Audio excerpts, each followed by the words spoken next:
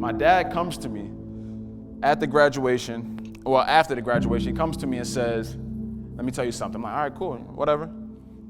He said, look, this is what's gonna happen. Some of your friends are gonna die, some are going to prison, and some of the girls are gonna be pregnant.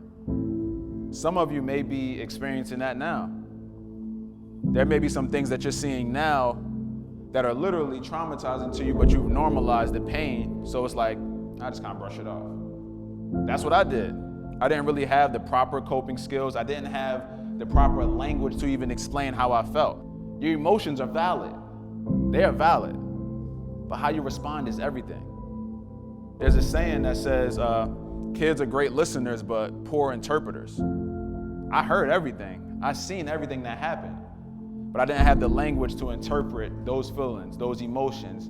I'm telling y'all, if you're going through some things now, don't run from it. It's gonna follow you every single where you go.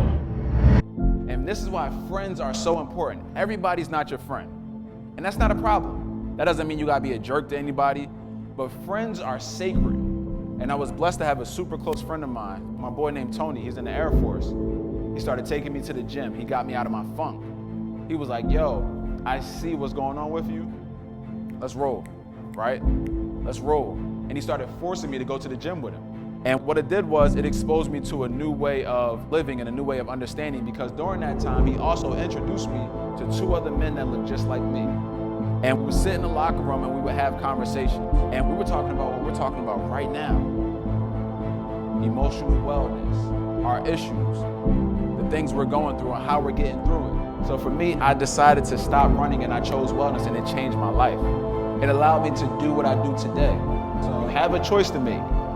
You're either not going to choose to do it, or you're going to choose to be well.